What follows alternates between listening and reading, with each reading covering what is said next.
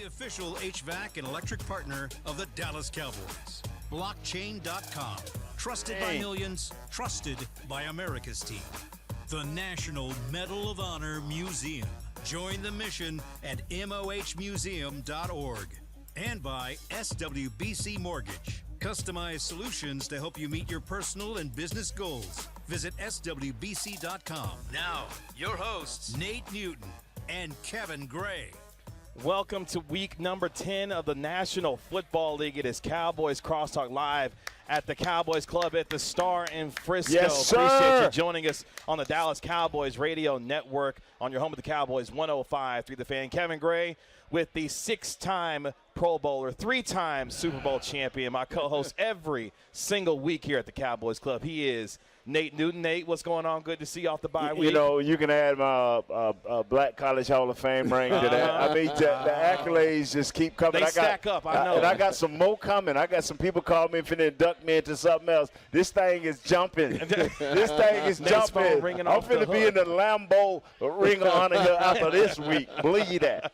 Looking forward to many more Hall of Fame inductions for Nate Newton. Joining us this week of DallasCowboys.com, proud Missouri Tiger just like myself, Mickey Spagnuolo, DallasCowboys.com, joining us this week. Mickey, good to see you. How are you off the bye week? Mad Missouri Tiger after this week. I went to the game Saturday. Oh, did you? Okay. Against Kentucky.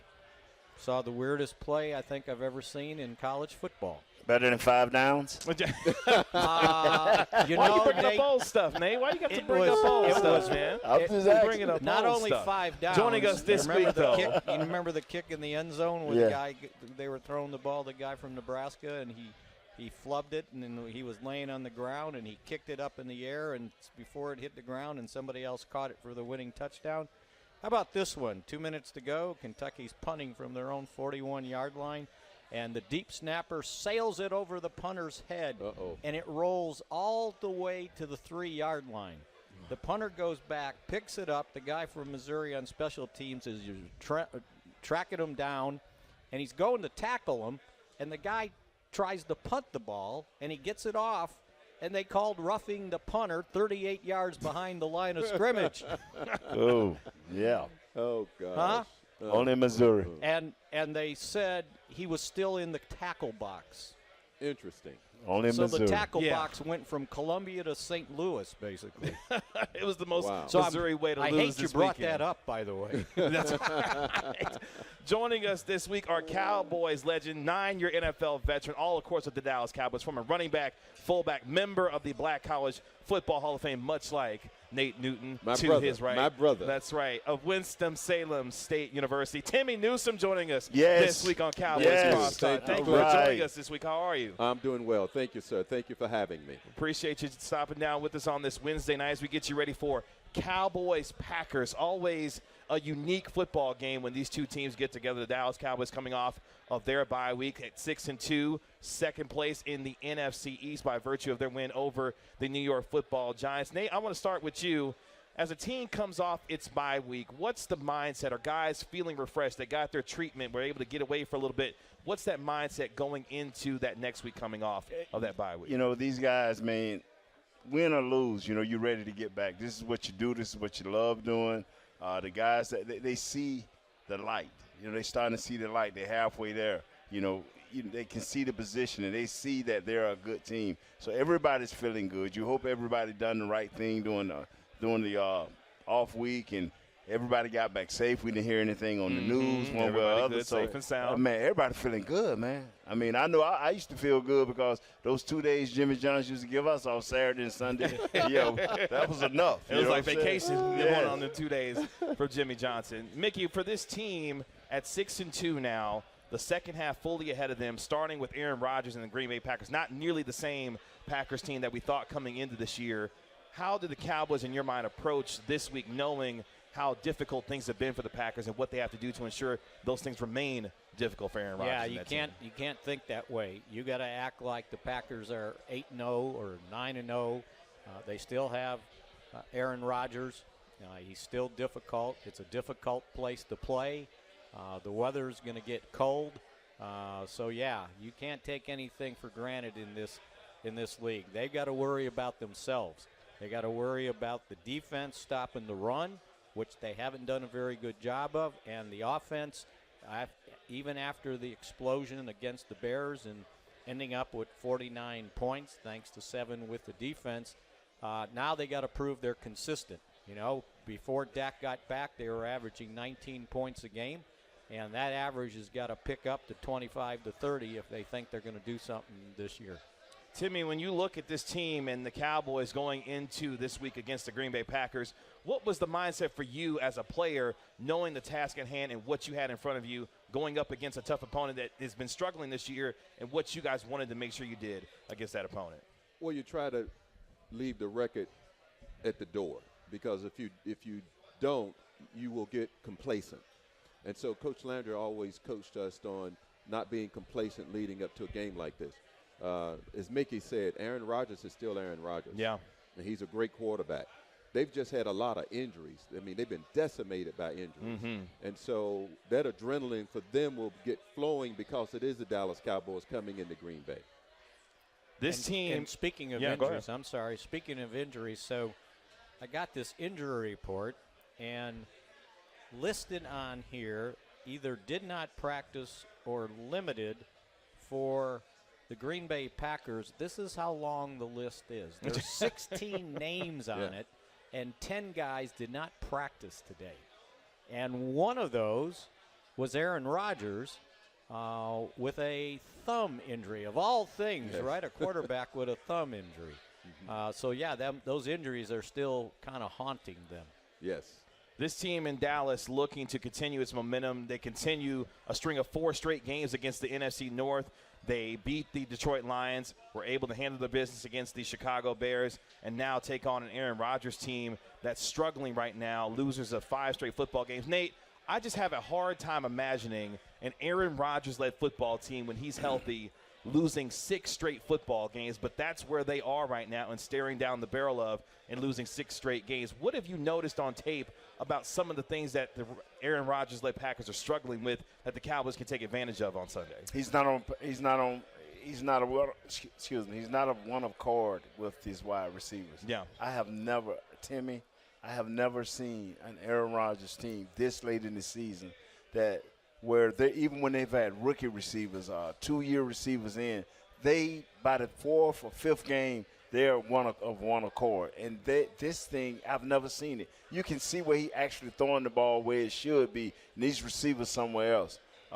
They normally get very intelligent route running receivers that can catch. They're very inconsistent in catching the ball. They don't run precise routes. Now, he threw a few bad red zone passes this past week. 3 interceptions. But I'm going to tell you something, man. When I look at Aaron Rodgers, I see one person, and I don't know if you ever seen this movie, but if you ever go see John Wick, if you don't stomp the life out of him, he will rise up and get you. Yes. And I'm telling you, this is John Wick. This man, Aaron Rodgers, he's groaning and crying, but he's going to be throwing that ball come Sunday. Who knew Nate Newton was a movie critic? How about that? John Wick. So you're ready for Wick. John Wick 4, it sounds like. Yeah, when man. the 4th one come out. The Then. boogeyman. I'm telling you, you got to get rid of the boogeyman. Timmy, when you look at the Packers, what do you see and what they're struggling with that you feel like the Cowboys going in on Sunday can really make sure that they are able to do well against that football team? Well, Aaron Rodgers, I think, said it best. He said, we just need to get back to basics. They're trying to be too fancy on offense. Simplify things. things. Yeah, too much movement. And so I think it's confusing the young guys who are trying to run those routes, and so the timing is really off. And so he just wants everybody to settle down and just get back to basics.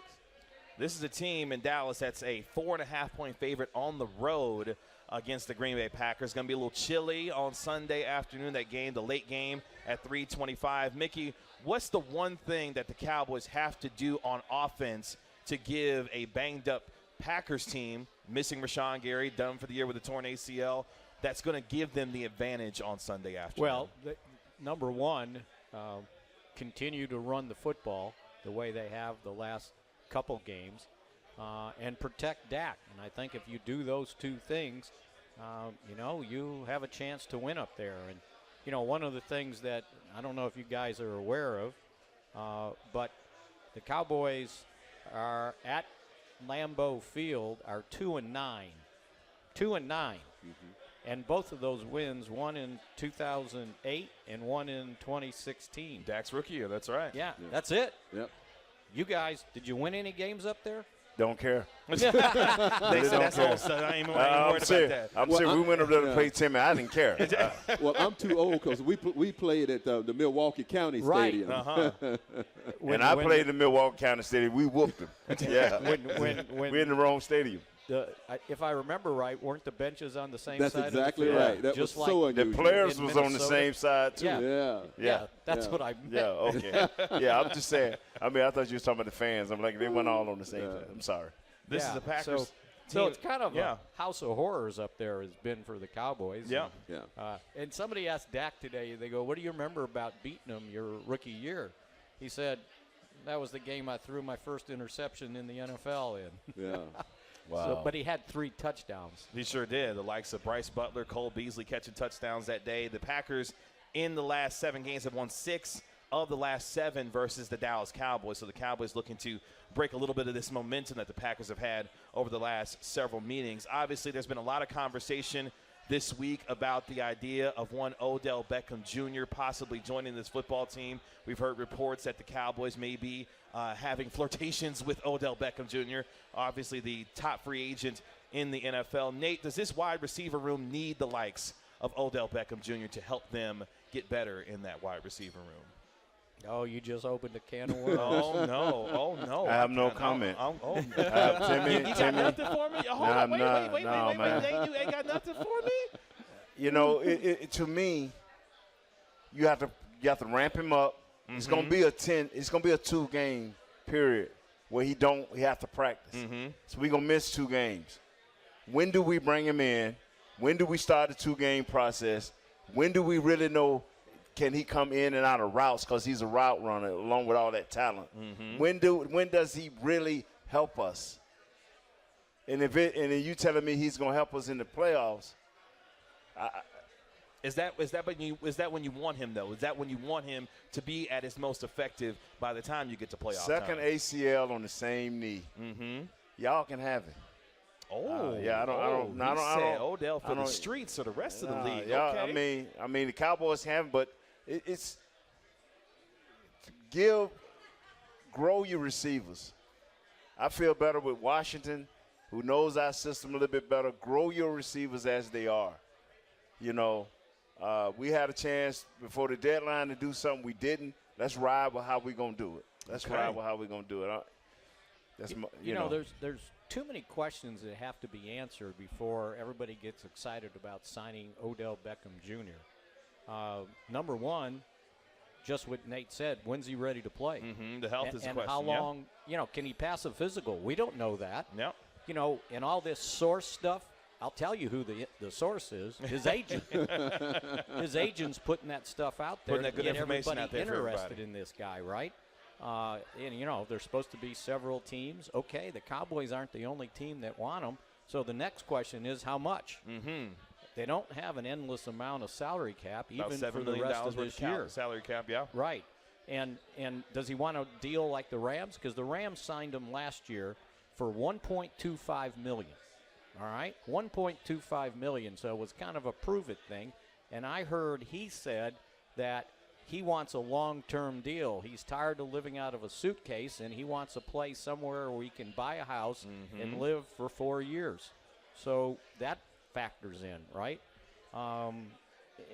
There's just so many other things that are involved with this just than saying, okay, we want to sign him. Because how much, to me, really dictates, because what did Nate say? 2 ACLs on the same knee in 2 years. 30 years old, that's right. And he's 30. Mm-hmm. So are you getting Odell Beckham Jr. that we remember or Odell Beckham Jr. that he is right now? And I think that's got to be decided upon. Timmy, before we go to break, your thoughts on the possibility of Odell Beckham Jr. Last time we saw him on a football field, he looked like he was on his way to Super Bowl MVP for the Los Angeles Rams. Well, at this late in the year, you get guys because someone else got hurt. And your receiving core is pretty healthy. There's some guys that are a little nicked up.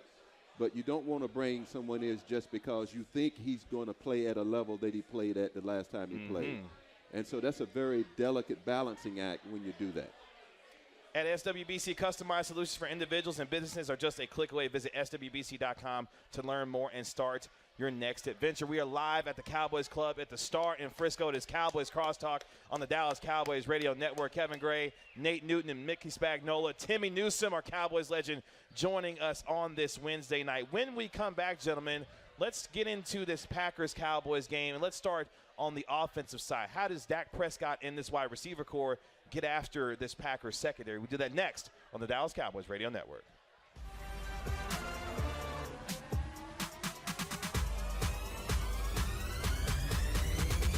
Go Cowboys!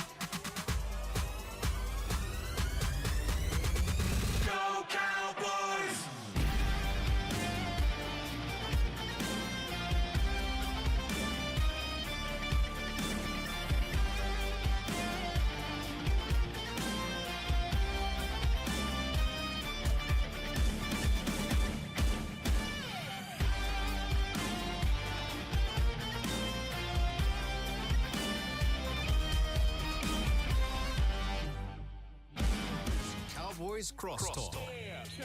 Broadcasting live from the Cowboys Club at the Star in Frisco.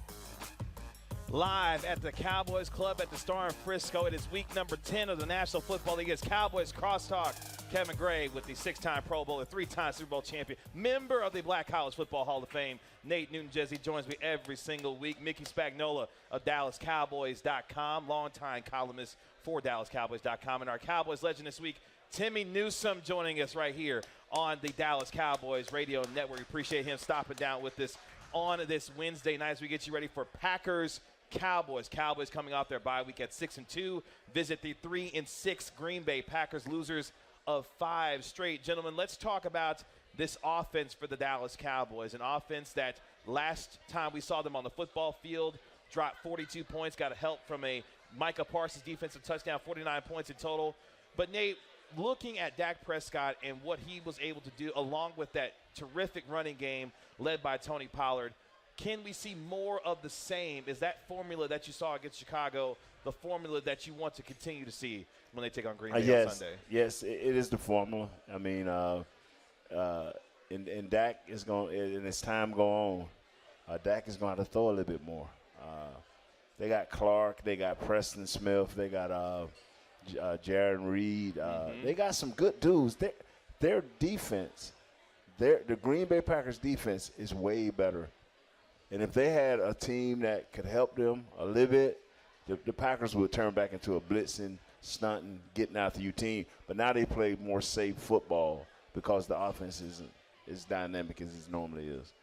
Sunday will mark Prescott's first road game of the season. In his career, Dak Prescott 24-18 on the road and has 12 game-winning drives away from home, and that's the second most among quarterbacks since 2016. Mickey, what does this offense have to look like from a wide receiver perspective to get after this secondary that just added Jonathan Abram, the former first-round pick with the Las Vegas Raiders? Now he's a member of the Green Bay Packers going into this week. And they've got some injuries in their secondary too. Rasul Douglas, by the way, ended up on the injury list with a calf. He's limited. And Eric Stokes, ankle, knee, and it sounds like it's a high ankle, so he's probably out. That's probably why they brought that guy in.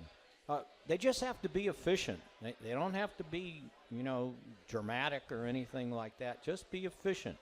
Run your routes, get open, throw the ball, and basically adjust to probably at kickoff, the temperature is going to be in the high 30s. So it's a little bit different. The grass is a little bit different there than other places they might have played on grass. But just got to be efficient. And I think, you guys can tell me, you offensive guys. Timmy, you know about running the football, and you run the football well, you lessen the distance on third down, and it's easier to have a passing game, right? Oh, no question. If they can just get positive yards, get into that situation where it's 2nd and 5, 2nd and 4, then now that puts pressure on the defense. And so that's really what it's all about. When you look at these running backs, Timmy, obviously Ezekiel Elliott still dealing with a little bit of a knee injury, was limited in practice today. He said he wants to be able to do more tomorrow as they get ready to take on the Packers. If you're Tony Pollard and you're talking to him about what he needs to do going into Lambeau, what advice are you giving him about the mentality of making sure that you're running with power and being able to have that kind of football game that he had against Chicago the last time we saw him on the field? Well, I would say to him, just keep doing what you're doing. I mean, he's running hard. He's doing the kinds of things that you need to do to be positive in his thinking. And so just keep doing what he's doing, and I think he'll be pretty successful at it.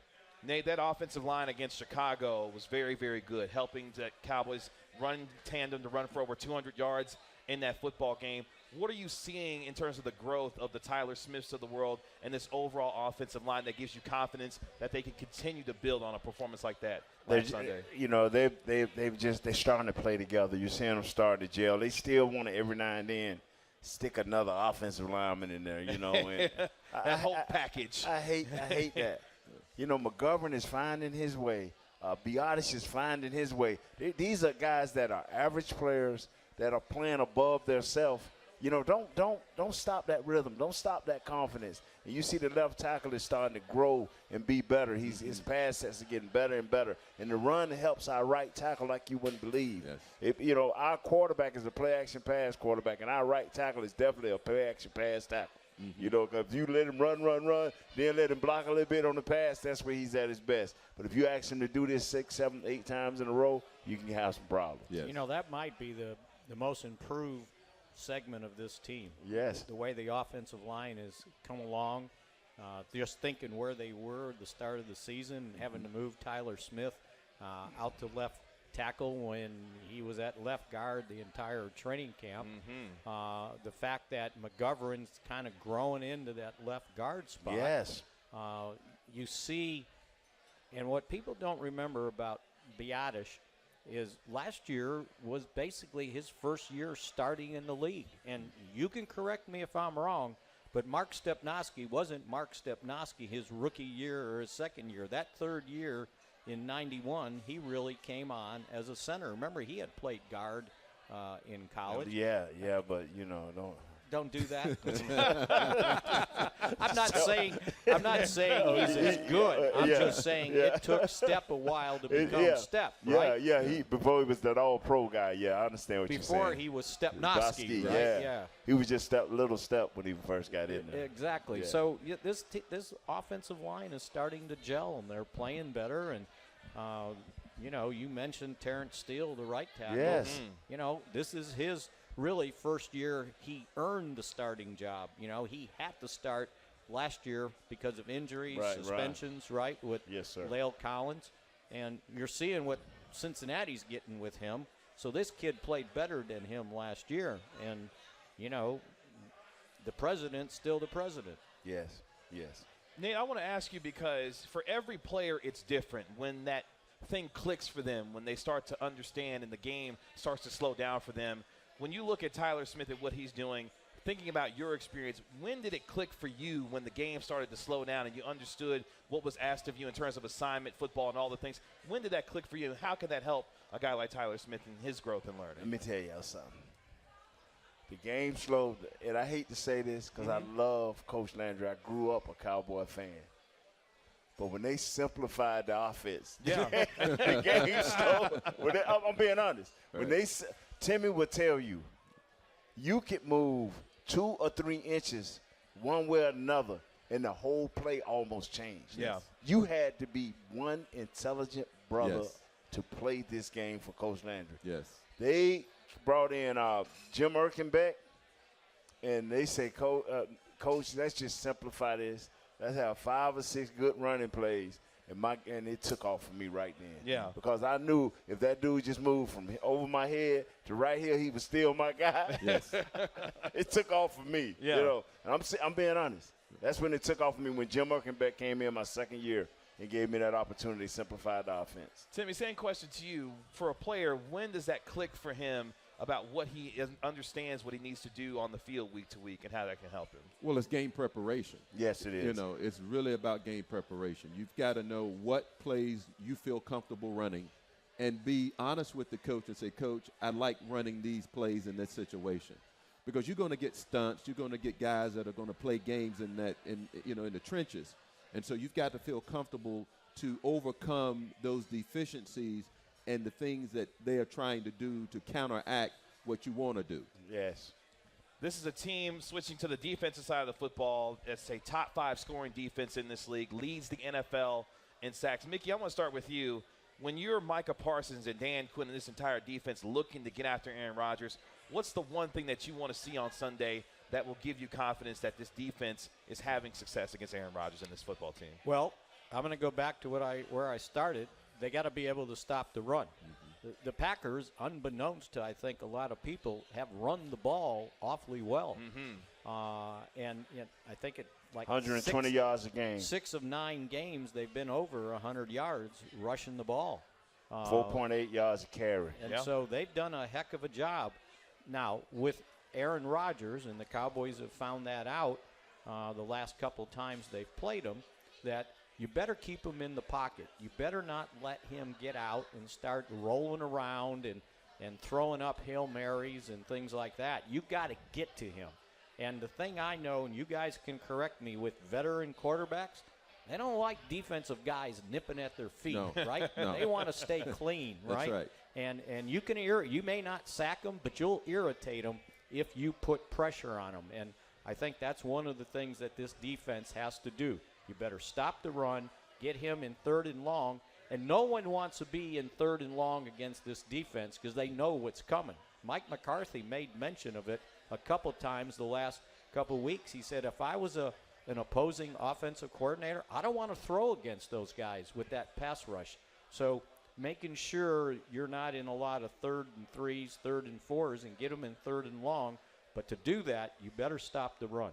It's funny that you said it, because as you were talking about that, the idea of wanting to put Aaron Rodgers in known passing situations really kind of boggles my mind, given all the success he's had in his career. But when you look at this team now, really being able to run the football, don't have a lot of great pass catchers, it's amazing to think that you want to get Aaron Rodgers in the predictable 3rd and long situation where he's got to be forced to throw the football. Timmy, I'm interested to hear this from you, because obviously Aaron Rodgers had a lot of success against his Cowboys team throughout his career. who was the quarterback, obviously being on the offensive side, but who was the quarterback that you knew week over week? It's like, man, when we face him, all of us got to be ready because we know that he's going to have a chance anytime he's in the game to make things happen. Well, during my time in the league, it was Joe Theismann. He was really a very good tactician in terms of how he orchestrated his offense. And so we tried to counteract the things he did by putting a lot of pressure on him up the middle. And we had some success, but overall, they got 2 Super Bowl wins in the 80s. That's right. That's right. Wow. So it wasn't Bart Starr? Oh, well, that was no, before. that was before my time. Now, come on, Mickey. Now, hold on. Now, that's before Timmy's time. That's right. Nate, who was that quarterback for you that regardless of who the opponent was, you knew that when you played that quarterback that he was going to have his team ready to play and could beat you at any point? It was 2 of them, man. I caught the tail end of Joe Montana and then Steve Young. It wasn't going to be nothing nice. it wasn't going to be, because not only were they smart, their coaches changed from series to series. And that's right.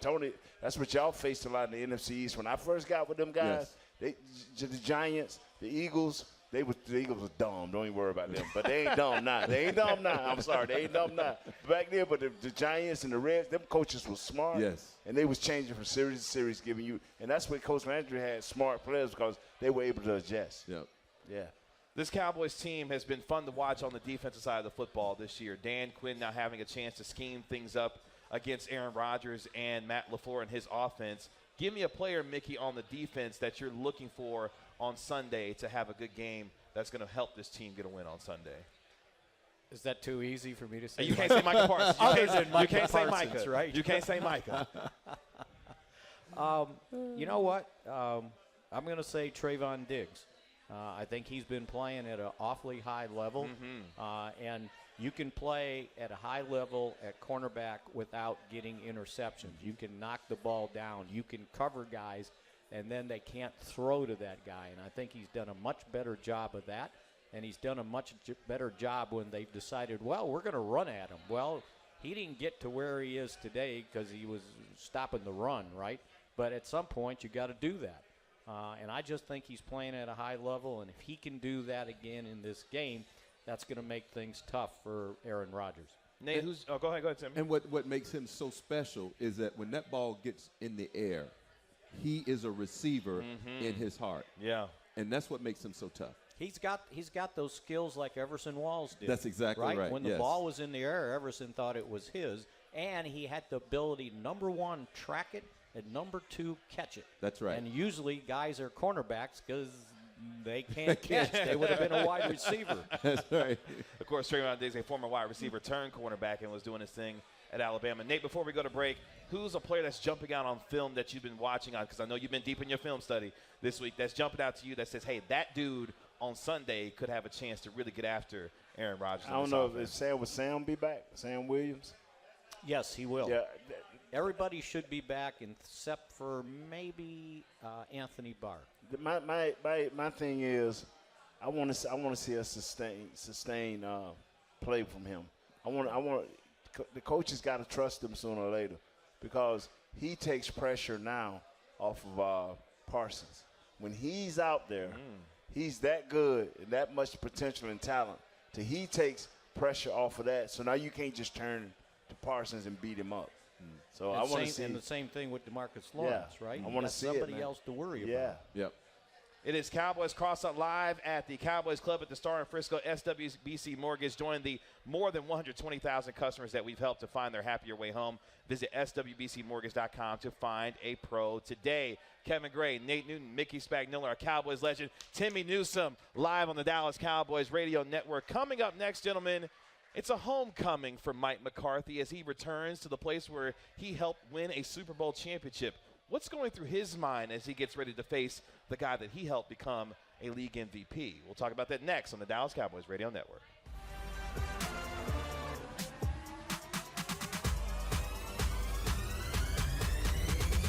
Go Cowboys!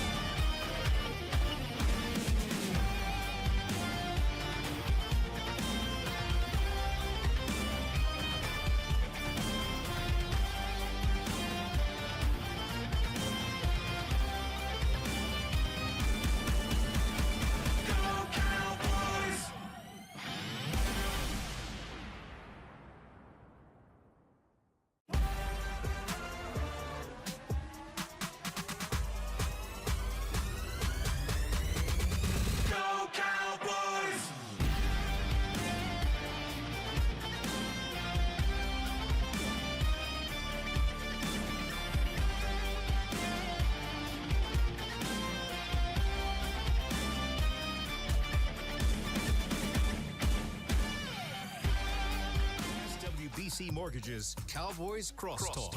Check this out. Broadcasting live from the Cowboys Club at the Star in Frisco.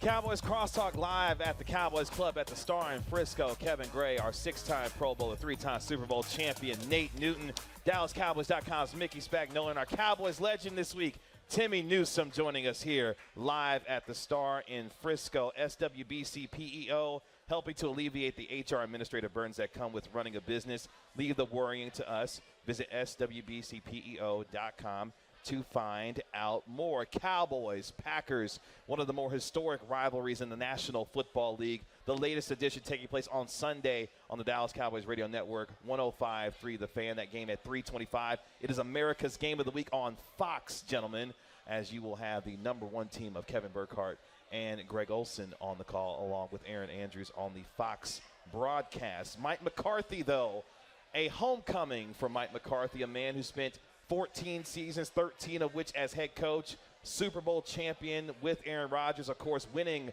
that Super Bowl championship right here at AT&T Stadium when him and his Packers defeated the Pittsburgh Steelers. Mike McCarthy talking on Monday about the emotions of returning to Green Bay and what that will mean for him. Nate, start with you here. What do you think is going to be going through Mike's mind as he steps onto Lambeau Field as an opponent of Aaron Rodgers for the first time in his career, and how he's going to approach helping this football team get a win against Rodgers? You know, Kevin, I wish I knew. I'm gonna tell you what's in my mind. I'm going back to crush you. Yeah. When I leave up out of that, when I wave at all y'all, I want you to be throwing stuff at me because I'm gonna beat the brakes off you. That's how I would be looking at it. Now, I don't know how Coach McCarthy is looking at it. I've never been on that level. Though. That would be my mindset. I ain't never been on that level. You may have to ask Timmy, but his logic here for that. You know, what are you thinking, Timmy? I think his thing is coming in is trying to defy history. I mean, the Cowboys have not historically done well up in Green Bay. And he's a professional, and he's going to try to do everything in his power to put his team in the best position to be successful in a hostile environment. Mickey, what was the tone and the tenor? Obviously, listening to Mike reminisce and talk about his time in Green Bay, taking on Aaron Rodgers as an opponent, and how that will influence him this week, especially knowing that these players, I'm sure, want to get this win for him on Sunday afternoon after all the history he's had with Green Bay. I thought Micah Parsons answered it the best. I want to get the win for myself, and if that helps him out, that's I think that fine. makes to Nate's point a little bit. The mindset, just going in to win the Just football go game win. regardless. I mean, they were asking Anthony Brown the same thing, and he was saying, well, yeah, I'm sure, it might mean something, but he goes, I'm not going to be on the field thinking, I'm going to try harder because I got to get Mike to win. Right. He just wants to win the game. They want to win, and if that helps him feel better, and I don't think Mike's going into this as some sort of revenge, right? Now, how does that affect guys? It doesn't affect them in the game. Anthony Brown was great. He goes, yeah, if I'm out on the field and I'm playing, I'm not going to sit there and go, well, I'm going to try harder now because I want Mike to win. You do that by preparing during the week for the game. Yes. I just don't. I think we make a bigger deal out of that than, the only mention he did on Monday was, yeah, when I left, there was a little bit of a dent, right? Sure. That hurts to get fired, right? And especially in that town when you live there for another year because people know who you are. That's right. You got a 'Cause street named he did after take you. that year off. Right. That's right. He took that year off. And Yep. so now that he's back, winning is always important. And I don't think you put more importance on a game because if you did, then what did you do the week before? You didn't try as hard? Exactly. I thought he handled it awfully well. Somebody asked him about, will you take a stroll down McCarthy Way? And he goes, yeah, I'm going to go over there and see if it's still there. They might have taken the sign down, right? So the only time he got emotional is when he pointed out that his wife grew up there, they met there, his kids grew up there, and then he had to kind of catch himself because he was talking about family. But he said the thing that I'll think about is the people that I met there, the people, not just players or coaches, but people in the community that those were his friends. And he goes, that's what, you would look for. But when you go play the game, it's the game. And he said he's got family and things that they're going, what are you going to do when you come here? And it's like, well, I'm not coming in on Wednesday, right?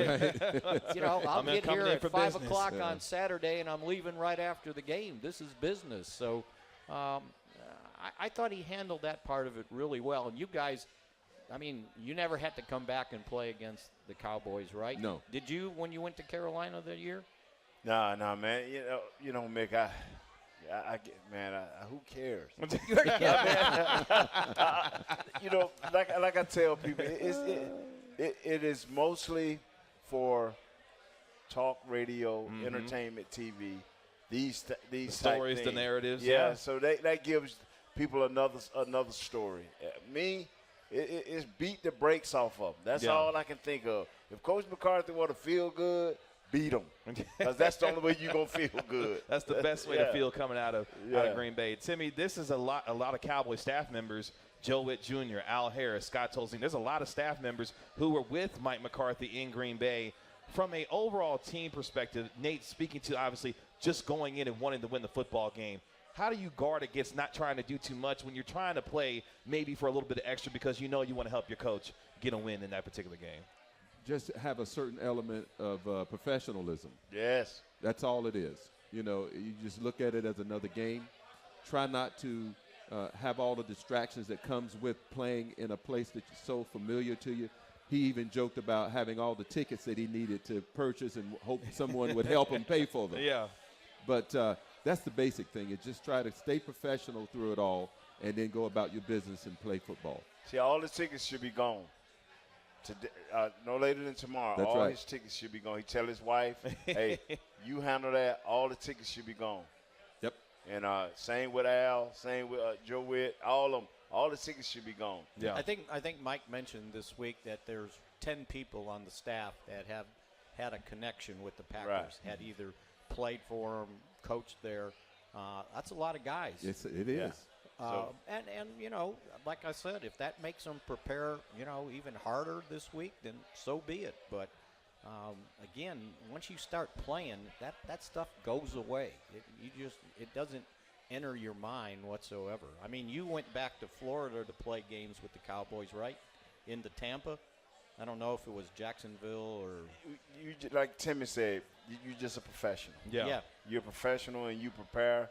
And like I say, that's one thing I liked about Coach Johnson. He was like, you going back home. He knew who was going back home, and he would let her, hey, man, get your wife or whoever your ticket person, your handler, these tickets need to be gone by when Thursday morning come. All tickets need to be gone. All contact need to be gone because we got to go do our job. Business trip. Yeah. Yep.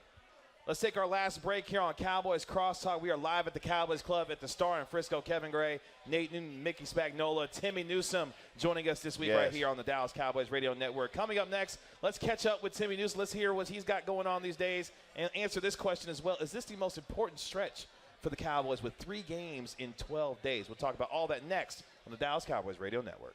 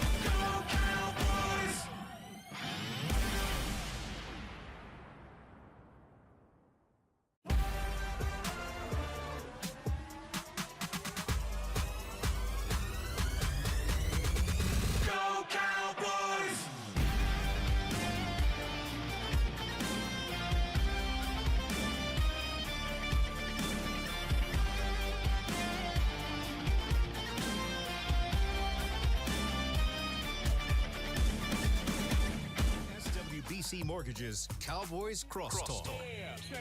Broadcasting live from the Cowboys Club at the Star in Frisco.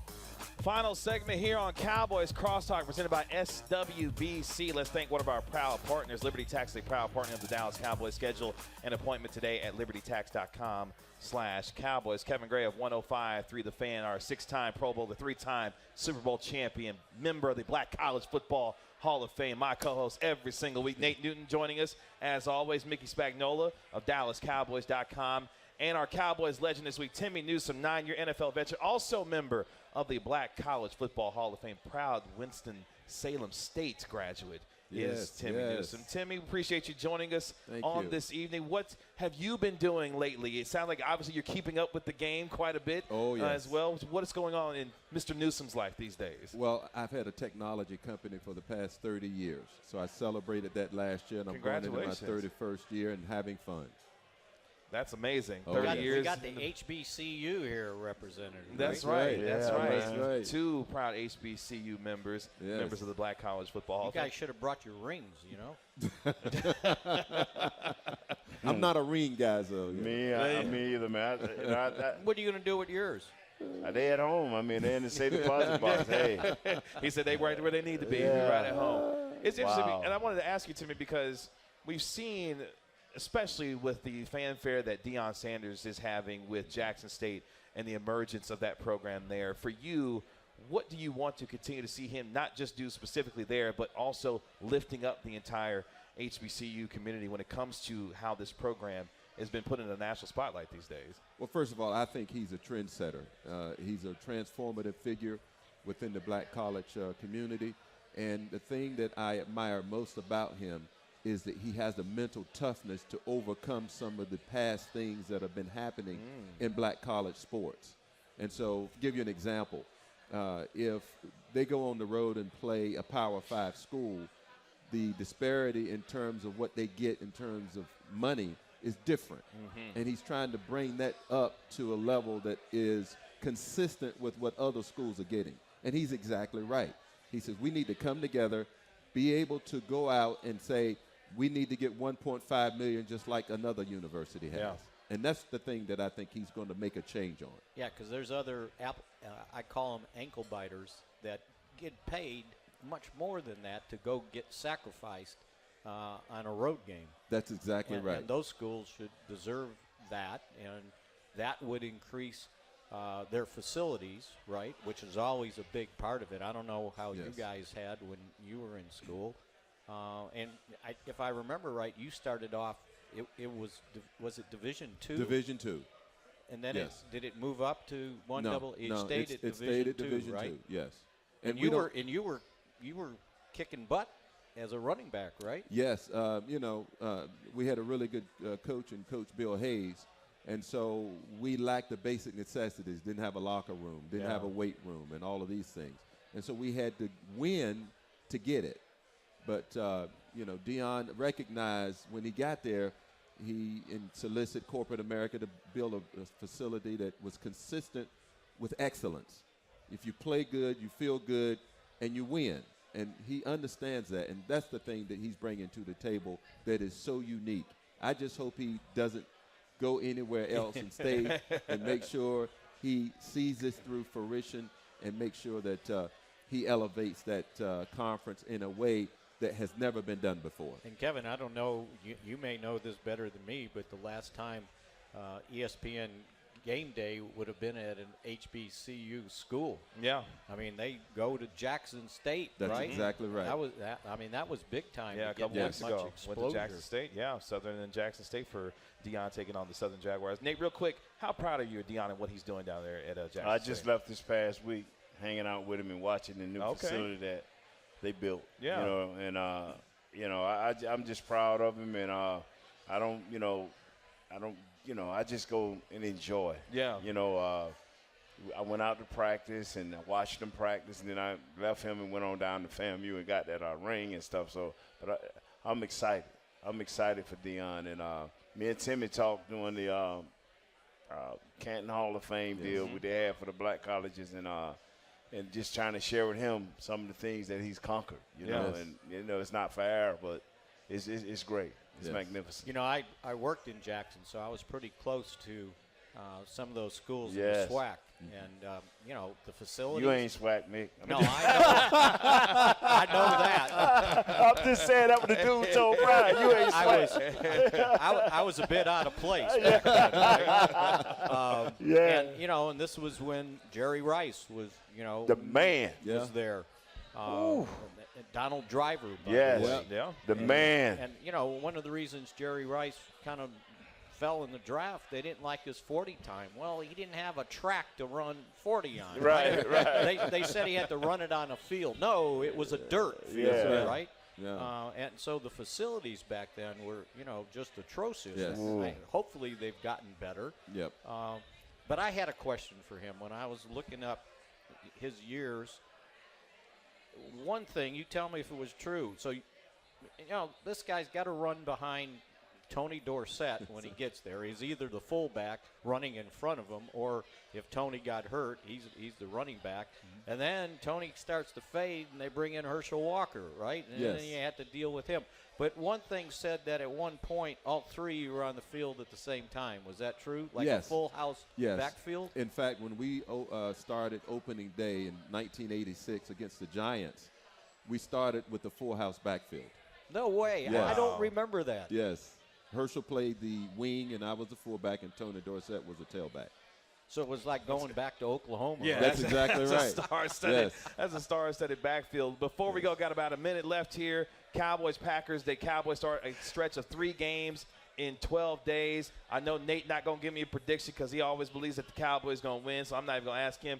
Give me a quick pick in about 15 seconds. How did the Cowboys, and what's the score going to be, Cowboys-Packers on Sunday? I think they got this offense ready to go. Everybody keeps worrying about the passing game. What we forget is Dak has only played basically 2 games, right? The opener, okay, we get rid of that.